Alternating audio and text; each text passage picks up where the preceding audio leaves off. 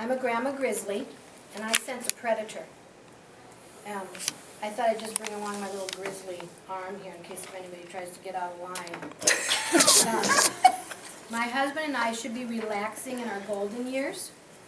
However, we have 7 grandchildren, full guardianship of 3 of them, ages 13, 14, and 15. Now our days are lovingly filled with a busy family life, including nonstop transportation to school activities and counseling. Teachers and counselors join our family in a team approach to address my children's daily challenges. Imagine my upset when I learned that Minnesota is about to pass a so-called anti-bullying bill that will cut parents from the equation and remove us from the team. As I investigated it, I learned that it will cost us a lot of money too. There are 2 things people really care about, and I've been around the block more than once. Number 1, it's their kids. People care about their kids. Number 2, it's their money, their hard-earned money. And this bill is a travesty to both. So I got involved. Let's see. 1 week ago today, I was denied my right to testify. 1 short week later, I'm back with not only one voice, but a whole lot of loud grandma grizzlies behind me. I determined to attend the hearing on the bill and testify. I followed protocol to get in on the testifier list. I waited in line 2 hours to get into the hearing room. Chairwoman Senator Therese Ray acknowledged that to give time to hear from the 75 individuals who were signed up, that we would return at 6 p.m. that evening. We sat through a 3-hour hearing, watching the chair and lead author run out the clock until, under protest by committee members, the chair allowed only a handful to actually testify. About 50 of us returned at 6 p.m., and after 2 hours, the meeting was adjourned without any testimonies at all. Senator Therese Ray is a female minority. Has she forgotten that her opportunities in society and government are because someone gave women and minorities a voice? It is very unbecoming of her to muzzle the voices of other mothers and minorities on an issue with so great an impact on our children. I left the hearing angry as a grizzly, needing to protect her cubs. My GLBT friends, I can say friends because I have some good friends in that movement. They're being led to believe that people like myself and others are against them, against their lifestyle. This could not be further from the truth. Many of these people have children, and if they knew how this legislation was only going to make things so much worse for their kids, they would speak out against this as well. I'm talking parent to parent here. Do not let this bill and all its components hinder our children, their futures, and our hard-earned money. A mother bear in nature defending her cubs is perfectly normal. This is not. Look at this book. If you put this in a gas station, it would have to be kept under wraps, like other pornographic books. Yet it says right here on the cover, this is for age 10 and up.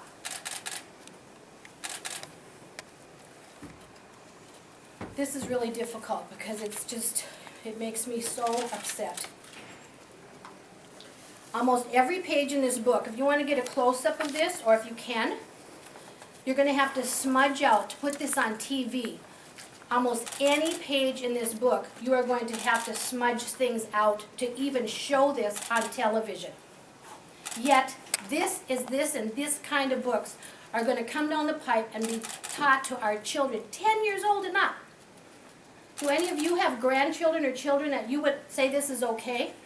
And yet, our legislators think this is okay for some reason. I wonder if they even have kids.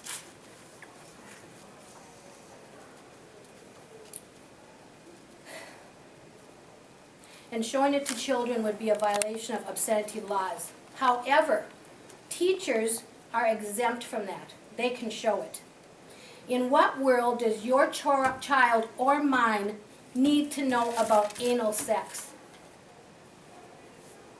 Now, Senator Dibble's bill, HFA 26, seeks to cause a cultural shift and put my grandchildren at risk for exposure to irresponsible, sexually explicit curriculum promoting gender confusion and early sexual experimentation. If they don't respond appropriately to this school-based Mardi Gras gender expression, they can be anonymously reported as bullies. Disciplined, brainwashed, without our inclusion, no parental notification is necessary. Where does all that data go, and what are they going to do with it? There's going to be anonymous reporting, reverse bullying. What is the appeal process if wrongly accused? How does it get expunged? If parents can't appeal, they're going to have to sue. Did I mention that members of HHS, law enforcement, and Homeland Security get this data? Why? Now the cost. In case you haven't identified a predator yet, let's talk about your hard-earned dollars that your family needs. Where is all the money going to come from for new curriculum, reporting, investigating, remediation, and more child psychologists? They're going to build an entire new State Department, from the top down, a big black box for our money and our kids' data, full of people and policies you can't and I can't vote out or unfund. Currently, it has a local impact of $40 million per biennium. That's equivalent to about 400 teachers' salaries statewide. Since schools have been cutting the teachers they can't afford, where are they going to magically get that kind of money? They're going to cut more, and they're going to come after you and me. This bill is an unfunded mandate, foisting the burden on the local school districts once again. Sometimes we spend money for things we don't have, like choir teachers or new technology, but Minnesota already has a strong anti-bullying law, and schools have developed their own policies to deal with kids who bully others. Senator Dibble even said so many times, I listened to him in his own testimony. He said many schools already have good policies in place. Current state law is 37 words, and they think 19 pages and $40 million biennium is going to change everything. In the hearing, a committee member tried to add 2 words, common sense. Mr. Dibble said common sense was too broad of a term. The definition of common sense is this: good sense and sound judgment in practical matters. That was too broad of a term. How much more concise can you get? Why would we pay so much for something we already have? We wouldn't. That's because this bill is not about bullying or protecting every class of child. This bill is about Senator Dibble foisting his agenda on our children and making you think it's about bullying so you will support it. Under this bill, bullying will increase and parental involvement will decrease. The minute they cut parents out of the parent-child equation is the minute public school is not fit for our children. Now, if the law were to pass, or believe me, there are other bills just as ugly looming in the darkness trying to make their way up and get exposed. If this law were to pass, my family, we've already talked about moving out of Minnesota. By the way, there are droves of people leaving our state. It would be a nice project for one of you lawmakers to investigate. So if this law were to pass, we've talked about moving out of the state where we've lived our whole lives. And after this conference, I'm sure there are some who wish I would leave. But guess what? We're going to stay and fight. We're not going to be bullied to leave our beautiful state. I realize I'm just a grandma grizzly, and I'm a grandma grizzly with a pretty loud roar. You don't want to mess with my cubs. Thank you. Next, we're going to have Sue Witherington. Where's Sue? There she is.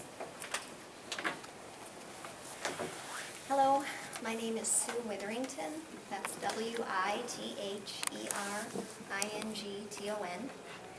And I'm here with the Grandma Grizzlies today. As I thought about why I would stand up and share, I've obviously been involved in researching this bill for some time, and I am very concerned about what I see at its core. I think it's a very negative bill, and I think it's going to harm our kids, as Sue has already very eloquently explained. I My main concern with this bill, as I have looked at it, I am concerned about bullying. Let me just say this right at the out front.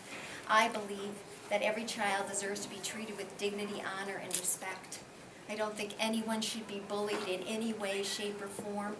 I personally was taught to operate and to live with dignity, honor, respect, have self-respect, and show respect to other people. So that is what I believe, and that is the way I operate.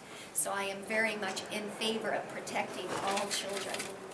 But when I saw this book, and Sue already held it up, showed you some pictures of it, I got very concerned. I couldn't understand why exposing young children to sexually explicit material would help with bullying. It did not make any sense to me. I could not seem to be able to connect the dots. And so I kept thinking to myself, this can't be right. Our legislators have children too. They have grandchildren. Why would any of them want to go ahead and expose their young children and those young minds to sexually explicit material that they are clearly not ready for? Studies have shown that children cannot, in any sort of a positive fashion, process sexually explicit material until they approach the age of 20. And yet we are talking about exposing 10-year-olds, and maybe even younger, to sexually explicit material. I became very concerned. And the reason that I'm standing here today is because last week my husband and I had a conversation with a group of people, and we shared with them what this bill was all about. That's what they wanted us to do, and so we sat down and had a conversation and shared what this bill was all about. And when we got finished, a gentleman said, "Could I tell you a story?" And we said, "Of course." And he started talking, and we asked him if we could use his story. I'm not going to read the whole thing because it's kind of long, but I am going to read part of it. And this is why I'm here today. My mouth is dry. This is what he says. He says, my wife and I have 8 children. 6 of them are grown with families of their own, and we are fortunate to have 14 grandchildren, and 2 more on the way. During the end of February, we had a family get-together. It was a birthday party for one of our grandchildren.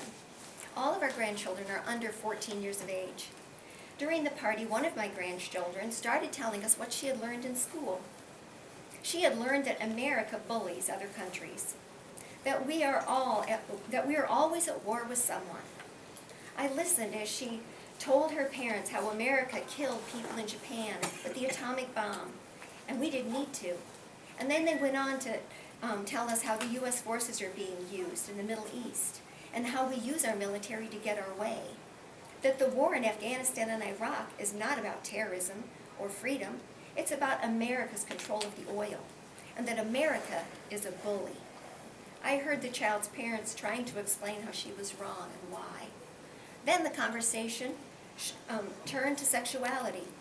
The child began to tell us how sex and sexual orientation is no big deal. That sex is not what it was in the old days. That it's all about choice. It's just a choice. No one likes to have the same thing all the time. So it's like ordering from a menu. You don't have to be with the same person for life, or just a male or a female. That you can do anything you like. It's just a choice. And that we don't get it because we're old. When the child's own parents tried to respond, she said that they were bullying her. My wife and I are Christians, as are a few of our children.